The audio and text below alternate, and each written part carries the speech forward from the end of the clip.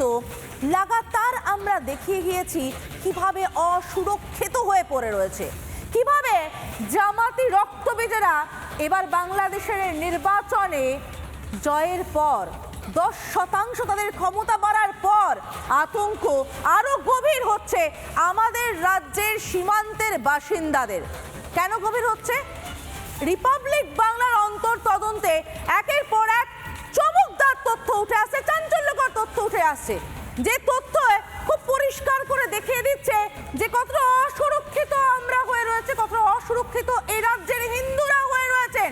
কেন হয়ে রয়েছেন? তার কারণ আমাদের সীমান্ত অসুরক্ষিত হয়ে রয়েছে এবং সীমান্তের ওপারে জামাতিদের ক্ষমতা বেড়ে যাওয়াটা, তাদের 10% ভোট বেড়ে যাওয়াটা ভয়ের জায়গা তৈরি করেছে। সীমান্তের এপারে যে বাঙালিরা, যে হিন্দুরা রয়েছেন, তারা ভয়ে রয়েছেন, আতঙ্কে রয়েছেন। কেন আতঙ্কে রয়েছেন? কারণ তারা তো প্রতিদিন এর মুখোমুখি হচ্ছেন, তাদের ভাতের পাতে টান পড়ছে। তারা দেখতে পাচ্ছেন যে তাদের প্রাণ নিয়েও টানাটানি পড়তে পারে। আমাদের আজকের পর্ব আর বাংলার অন্তর্তদন্ত।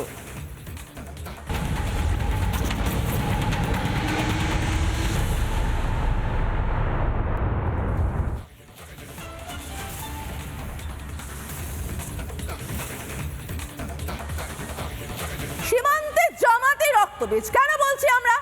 কারণ ওই যে বললাম, জামাতিদের ক্ষমতা বেড়ে গিয়েছে, জামাতিদের ক্ষমতা বেড়ে গিয়েছে বাংলাদেশে এবং তার সঙ্গে আমরা পশ্চিমবঙ্গ, যে লাগাতার আমরা ছবি দেখিয়ে যাচ্ছি যে সীমান্ত কতটা অসুরক্ষিত হয়ে পড়ে রয়েছে, আমরা কতটা আতঙ্কের মধ্যে রয়েছে। কেন আতঙ্কের মধ্যে রয়েছে? কারণ আমাদের সীমান্তগুলোতে জমি দেওয়া হয়নি কাঁটাতার দেওয়ার জন্য, এবং যার ফলে যে কোনো কেউ যখন খুশি একটা দীর্ঘ জায়গা দিয়ে ঢুকে পড়তে পারে এদিকে, তার ফলেই আতঙ্কটা ছড়াচ্ছে।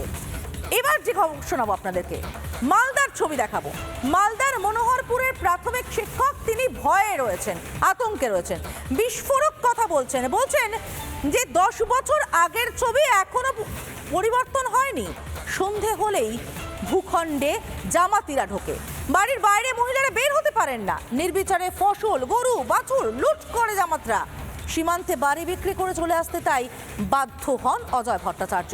বর্তমানে মালদার মুচিয়াতে বাস করেন তিনি, কিন্তু এখনো সে কথা মনে করলে তিনি ভয়ে কাঁপেন। তিনি ভয়ে কাঁপছেন যে এই অবস্থা যদি চলতে থাকে তাহলে তো আমাদের ভূখণ্ড আমাদের হাতছাড়া হয়ে যাবে। সীমান্তে গিজগিজ করছে জামাতরা এবং তারা সন্ধে হলেই ঢুকে পড়ে, ভয় দেখায়। আমাদের প্রতিনিধি কি ছবি তুলে ধরেছেন দীপঙ্কর মালদার এই সীমান্ত থেকে, কি বলছেন অজয় ভট্টাচার্য, শুনুন একবার। মালদা থানার মনোহরপুরে যে ভারত বাংলাদেশ সীমান্ত, সেখানে বাস করতেন পেশায় শিক্ষক অজয় কুমার ভট্টাচার্য। আজকে তিনি নিজে সপরিবারে আজকে তার বাড়ি ঘর বিক্রি করে আজকে তিনি মালদার মুচিয়া অঞ্চলের পাশে তিনি এসে বিগত 10 বছর হলো এখানে এসে বসবাস করছে। কোথায় থাকতেন? আমি মনোহরপুর একেবারে গ্রামের, মনোহরপুরের একেবারে সীমান্তে বাস করতাম। মানে আমার জমির অর্ধেকটা কাঁটাতারের ওপারেরও হয়তো পড়বে, আর অর্ধেকটা এপারে রয়েছে আর কি, এমন অবস্থায় আমরা বাস করতাম। এবার রাতে যখন সন্ধ্যা নেমে আসতো তখন তো আমাদের আরো চিন্তার বিষয় হয়ে যেত, মানে গোটাই উন্মুক্ত, ফলে অনুপ্রবেশ যখন তখন ঘটতো। তো তারা কে কি সেজে আসবে, কিভাবে আসবে সেটা তো কেউ জানে না। ফলে তারা এসে অনেকের হয়তো দেখা গেল 2-4 বাড়ি থেকে গরু, মানে গরু চুরির ব্যাপারটা তখন একেবারে ভীষণই ছিল। মানে এমন কোনো রাত দেখা যেত যে কোনো রাতই ফাঁকা যাচ্ছে না, মানে হয় এই গ্রামে একদিন হচ্ছে, পাশের গ্রাম থেকে আরেকদিন গরু চুরি হয়ে যাচ্ছে। এবার মা বোনরাও সাধারণত রাতে সন্ধ্যা হলেই তারা ঘরে থেকে আর আমরা বেরোতে দিতাম না, বা তারাই বেরোতো না, কারণ তারা তখন নিরাপত্তাহীনতায় ভুগত। বলা যায় না কে কিভাবে আসে আর কে কি আক্রমণ করে। আর জামাত তো বুঝতেই পাচ্ছেন, জামাতটা এখন শক্তিশালী হয়েছে, তখন অত শক্তিশালী ছিল না, তো এখন শক্তিশালী হয়েছে। আর উন্মুক্ত কাঁটাতার, খোলা বর্ডার, ফলে তারা কাদের যে ঢুকাবে, মানে ওয়েস্ট বেঙ্গল হচ্ছে একটা কি বলবো, অনুপ্রবেশকারীদের একদম সবচেয়ে বিশিষ্ট জায়গা। সীমান্তবর্তী এলাকার মানুষ চিরকালই এভাবে মানে সংঘর্ষ করেই বেঁচে আছে তারা। তারাও চায় যে তাড়াতাড়ি তাদের সীমান্তে কাঁটাতার হোক। হ্যাঁ, মহিলারা তো বেরোতে পারতই না, সন্ধ্যার পরে তাদের কোনো প্রশ্নই ওঠে না বেরোনোর। এবং তাদের যে জমি জমাগুলো রয়েছে সেখানেও তারা আবাদ করতে পারছে না।